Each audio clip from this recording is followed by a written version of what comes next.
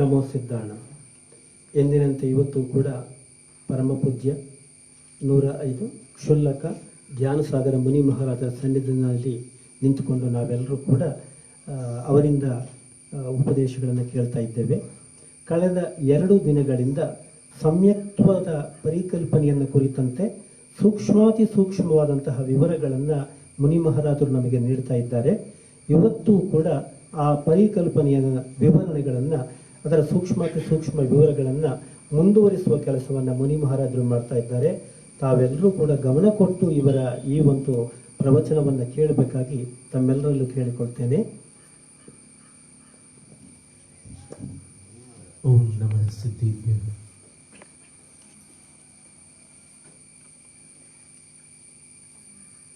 एक सम्यक दृष्टि जीव जब मोक्ष के अभिमुख होता है तब उसको दर्शन मोहनी और चारित्र मोहनी, इन दोनों प्रकार के मोहनीय का क्षय करना अनिवार्य होता है। दर्शन मोहनी के क्षय से वो क्षायिक सम्यक दृष्टि होता है और चारित्र मोह के क्षय से वो वीतराग होता है और उसके बाद सर्वज्ञ और फिर सिद्ध, ये क्रम होता है। आचार्य कुंदकुंद स्वामी ने प्रवचन सार में 2 गाथाओं के माध्यम से इसका चित्रण किया है। पहले अपन गाथा पढ़ते हैं, फिर टीका और फिर तात्पर्य वृत्ति नाम की जो व्याख्या है उस पर भी अपन दृष्टिपात करते हैं। अथैवं शुद्धात्मोपलम्भात् किं स्यात् इति निरूपयति। इस तरह से शुद्ध स्वरूप की अनुभूति, शुद्धात्मा के बोध से क्या हो सकता है, ऐसा प्रश्न आने पर उसका निरूपण करते हैं। एक सम्यक दृष्टि है उसको शुद्धात्मा का, अर्थात अपने शुद्ध आत्म स्वरूप का परिचय हो गया है और परिचय होने के बाद जो वस्तु ज्ञान में आती है उसका ध्यान संभव है, अज्ञात वस्तु का ध्येय नहीं होता। ध्येय वही होता है जो किसी न किसी रूप में परिचित हो। अपरिचित वस्तु का ध्यान संभव नहीं है। वो परिचय चाहे आगम से हो, चाहे गुरु से हो, जैसे भी हो। इष्टोपदेश ग्रंथ में एक बहुत मर्म की बात आई है। इष्टोपदेश के 22वें काव्य में आचार्य पूज्यपाद स्वामी ने लिखा है, संयम्य कर्ण ग्राम मेकाग्रत्वेन चेतसः आत्मानमात्मवान् ध्याये दात्मनैवात्मनिस्थितम्। आचार्य कहते हैं, इंद्रिय ग्रामम संयम्य, इंद्रियों के समूह को वश में करके, चेतसः एकाग्रत्वेन, चित्त की एकाग्रता पूर्वक, आत्मानं ध्यायेत, आत्मा का ध्यान करें। कौन करे? करने वाले का क्वालिफिकेशन, करने वाले की पात्रता क्या होनी आवश्यक है। तो आचार्य कहते हैं आत्मवान, वो आत्मवान हो, वो सामान्य मनुष्य न हो, वो आत्मवान मनुष्य हो। और कैसे करें?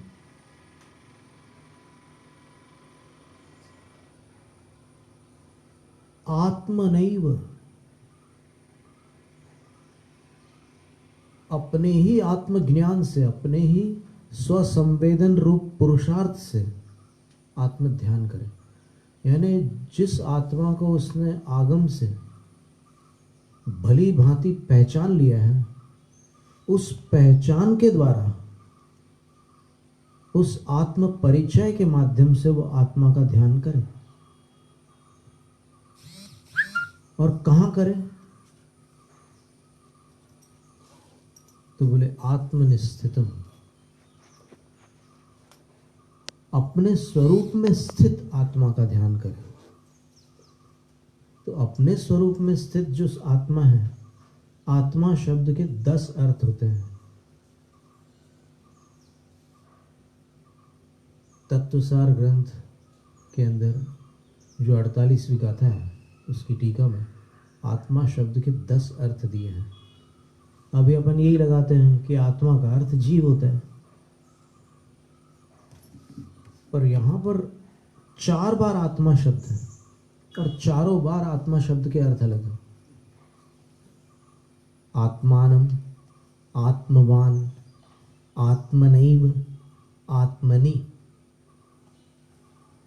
4 बार आत्मा शब्द है, चारों में अलग अलग अर्थ है। तो वो ध्यान की प्रक्रिया बताई आचार्य महाराज ने कि इस तरीके से ध्यान संभव है। हर कोई ध्यान नहीं कर सकता। आत्मवान शब्द में जो आत्मा शब्द है, उसका अर्थ क्या है? उसका अर्थ समय पाहुड़ में प्रतिपादित, तत्वार्थ सूत्र में प्रतिपादित और रत्नकर्ण श्रावकाचार में प्रतिपादित रत्नत्रय। वहां पर आत्मा शब्द का अर्थ रत्नत्रय है। हो सकता है किसी श्रोता के अंदर ये उत्कंठा हो जानने की कि इसको थोड़ा और समझाएं, ये रत्नत्रय अर्थ कैसे निकलता है आत्मा का। तो उसका समाधान है तत्वार्थ सूत्र में। प्रथम सूत्र जो है वो सम्यक दर्शन ज्ञान चारित्राणि मोक्ष मार्ग है। वहां पर रत्नत्रय को मोक्ष मार्ग कहा है। रत्नकर्ण श्रावकाचार में सदृष्टि ज्ञान वृत्तानि धर्मं धर्मेश्वरा विदु, तीर्थंकरों ने रत्नत्रय को धर्म जाना है। 2 बातें एकदम अलग अलग हो गई। आचार्य उमा स्वामी कह रहे हैं कि रत्नत्रय मोक्ष का मार्ग है, और आचार्य समंतभद्र स्वामी कह रहे हैं कि रत्नत्रय धर्म है। आचार्य कुंद स्वामी क्या कह रहे हैं समय पहाड़ में? दंसणाण चरिताणि सेविदवाणि साहुनाणि चं ताणि पुण जानते निवि अपाणम चेवणि छयदो। आचार्य कहते हैं कि दर्शन ज्ञान और चरित्र अर्थात रत्नत्रय का साहुणा नित्यम सेविदवाणी, साधु को नित्य सेवन करने योग्य है। यानी साधु को दर्शन ज्ञान चारित्र की ही सेवा करनी है।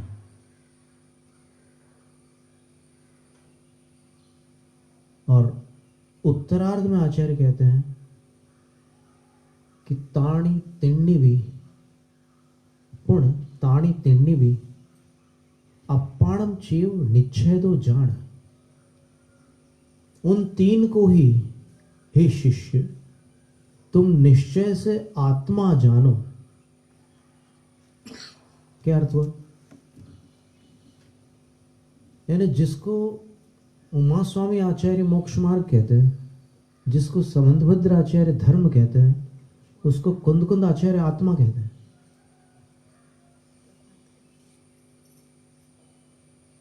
तो आत्मवान का अर्थ क्या होगा? मतुप प्रत्यय से व्याकरण में ये शब्द बनता है, जैसे धनवान, ज्ञानवान। अब ज्ञानवान तो निगोदिया जीव भी है, धनवान तो भिखारी भी है जिसकी जेब में 5 का नोट है, लेकिन उसको मतुप प्रत्यय नहीं लगाया जाता। उसके पास धन है, उसके पास ज्ञान है, लेकिन वो धनवान और ज्ञानवान नहीं है।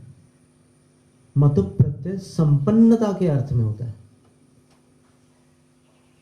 जिसके पास 5 का नोट हो वो धनवान नहीं कहलाता। जिसके पास लब्ध्यक्षर प्रमाण श्रुत ज्ञान के जगन्य क्षयोपशम श्रुत ज्ञानावरण के जगन्य क्षयोपशम से होने वाला श्रुत ज्ञान हो, वो भी ज्ञानवान नहीं कहलाता। ज्ञानवान वो कहलाता है जो ज्ञान से संपन्न हो, धनवान वो कहलाता है जो धन से संपन्न हो। तो आत्मवान कौन कहलाएगा?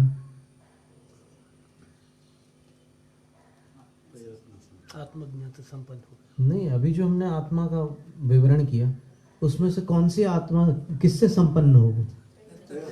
रत्नत्रय से संपन्न हो, वो आत्मवान होता है।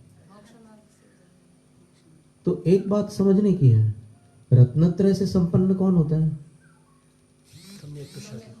सम्यक दृष्टि जीव या मिथ्या दृष्टि जीव? सम्यक दृष्टि जीव, पक्की बात हो गई। पर सम्यक दृष्टि जीवों में क्या सारे सम्यक दृष्टि रत्नत्रय संपन्न होते हैं, या फिर कुछ होते हैं कुछ नहीं होते? तो इसके विषय में विवक्षाएं हैं, अलग अलग प्रकार से आचार्यों के अभिमत है। पर तत्वार्थ राजवार्तिक में धवला की 9वीं पुस्तक में आचार्य कहते हैं, जिस वीरसेन आचार्य कह रहे हैं कि देवों के पास 2 रत्न होते हैं, महाव्रत के बिना तीसरा रत्न नहीं होता। और इधर तत्वार्थ वार्तिक में कहते हैं कि जगन्य रूप से तीसरा रत्न अणुव्रतों के साथ भी पाया जाता है। तो इसका अर्थ ये हुआ कि जिन जीवों के पास अणुव्रत नहीं है उनके पास जगन्य रूप से भी तीसरा रत्न नहीं है, और जिन जीवों के पास महाव्रत नहीं है उनके पास जगन्य रूप में हो सकता है तीसरा रत्न, और जिनके पास व्रत ही नहीं है उनके पास तीसरा रत्न नहीं हो सकता। क्योंकि वहां पर उन्होंने प्रथम सूत्र के तीसरे वार्तिक में आचार्य अकलंक देव लिखते हैं कि संयमा संयम में रत्नत्रय जघन्य रूप में होता है और यथाख्यात चारित्र में उत्कृष्ट रूप में होता है। तो आत्मवान कौन होगा? असंयमी सम्यक दृष्टि होगा क्या? नहीं होगा, क्योंकि असंयमी के पास 3 रत्न नहीं है। और जिस विवक्षा से उसको किन्हीं आचार्यों ने मान्य किया है वो विवक्षा अपनी जगह है। पर अभी जो बात चल रही है, क्योंकि यहां पर ध्यान की चर्चा चल रही है, आत्मानं ध्यायेत, कैसे ध्यान करें आत्मा का? तो ऐसे करें। और क्षयिक सम्यक दर्शन प्राप्त करते समय जो ध्यान किया जाता है वो ध्यान उस ध्यान से भिन्न है जो मोक्ष प्राप्त करते समय किया जाता है। इष्टोपदेश में जो ध्यान दिया हुआ है वो आत्म कल्याण वाला ध्यान है, और यहाँ पर जो ध्यान दिया हुआ है प्रवचन सार में वो क्षयिक सम्यक प्राप्त करने वाला ध्यान है। उसके बाद जो ध्यान होगा ना वो मोक्ष पहुंचाने वाला ध्यान होगा। तो दोनों में अंतर है। फिर उन्होंने संगति की भी बात की कि अगर ध्यान करना हो तो ध्यानियों की संगति में रहो, क्योंकि जो लोग ध्यान नहीं करते उनकी संगति में तुम रहोगे तो तुम ध्यान नहीं कर सकोगे, संगति सुधारनी होगी। योगियों की संगति में योग होता है, भोगियों की संगति में योग कैसे संभव? तो रत्नत्रय से संपन्न आत्मवान, आत्मानं ध्यायेत, वहां पर दूसरे आत्मा का अर्थ है आत्मा का जो शुद्ध द्रव्यार्थिक नय की अपेक्षा परम पारिणामिक भाव है उसका ध्यान करें। और फिर तीसरी आत्मा जो है उसमें कह रहे हैं आत्मनैव, आत्मा के द्वारा ही ध्यावे। तो आत्मा के द्वारा का अर्थ होता है जो अपने पास आत्मा का परिचय है उस ज्ञान से, उस स्वसंवेदन ज्ञान से, उस आत्मानुभूति से ध्यान करे। ध्यान से आत्मानुभूति नहीं हो रही है, आत्मानुभूति से ध्यान हो रहा है। ये अंतर समझना हमें दोनों में। और फिर अंतिम जो लिखा है आत्मनिस्थितम, तो वो आत्मा कहां मिलेगी?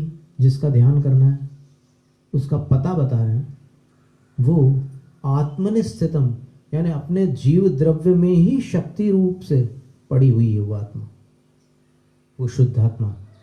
बल्कि परम पारिणामिक भाव में तो देखें जा करके तो फिर वो त्रिकाली ध्रुव है, त्रैकालिक शुद्ध है, उसका ध्यान करना। ये थोड़ी सी चर्चा ऐसी है कि जिन्होंने अध्यात्म का और सिद्धांत का सापेक्ष अध्ययन किया है उनके लिए जल्दी समझ में आएगी, और बाकी जो लोग सुन रहे हैं उनके लिए भविष्य की सीढ़ी बनेगी है, अगर सावधानी से सुन ले तो। नहीं तो अगर सुनते समय अगर ध्यान बट गया तो फिर बट गया और ये विषय छूट गया, ऐसा है।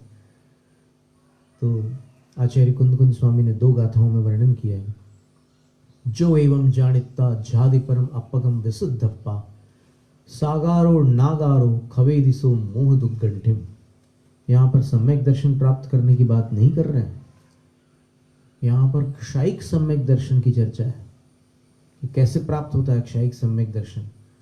तो बोलते हैं कि जो इस प्रकार गुरु के मुख से, आगम से और अपने तत्व चिंतन से जानिकता स्वसंवेदन द्वारा आत्मा की पहचान कर चुके हैं, उसके बाद अब देखिए क्षायिक क्षमिक सम्यक दृष्टि बन चुके हैं ऑलरेडी। अब क्षायिक बनने के लिए क्या कर रहे हैं? परम अपगम विशुद्धप्पा संतो झादि, वो उस उत्कृष्ट आत्म तत्व का ध्यान करते हैं। कैसे करते हैं? निर्मल होकर के, लौकिक कामनाओं को छोड़ करके, बिल्कुल शांत चित्त होकर के वो ध्यान करते हैं। और ध्यान करने वाले कौन है? तो सागारो नागारो, यहाँ पर सागार और अनगार दोनों को कहा है। अब सागार जो है वो अणुव्रती है, अनगार जो है वो महाव्रती है। और चूंकि सिद्धांत में चौथे गुण स्थान में भी क्षायिक सम्यक दर्शन प्राप्त होता है, तो उसको भी यहाँ पर अपन ग्रहण करेंगे। मुख्य रूप से बड़ों का नाम लिया जाता है, साथ में छोटे भी रहते हैं। बोलेंगे कि हमारे यहाँ अमुक हस्ती आई हुई थी, वो आए थे हमारे यहाँ, उनके साथ जो बाल बच्चे आए थे उनका नाम नहीं लेते, वो आए थे इतना ही कहते हैं। तो इसी प्रकार ये प्राधान्य की अपेक्षा सागार अनगार लिया है, लेकिन गौण रूप से देखें तो फिर अविरत सम्यक दृष्टि भी सम्यक क्षायिक सम्यक को प्राप्त होता है। और प्राप्त करने की प्रक्रिया यही है कि वो केवली श्रुत केवली के चरण मूल में आत्मचिंतन आत्म ध्यान में संलग्न होते हैं, और वहाँ पर वो ऐसा निमित्त है कि उस निमित्त के बिना ये कार्य नहीं हो सकता। तो उनके सानिध्य में फिर मिथ्यात्व का क्षय करके क्षायिक सम्यक दर्शन प्राप्त करते हैं। तो ये आत्मानुभूति का फल है, शुद्ध आत्म स्वरूप को पहचानने का परिणाम है कि वो ध्यान लगा ले, पहचान लो पहले, फिर ध्यान कर लो।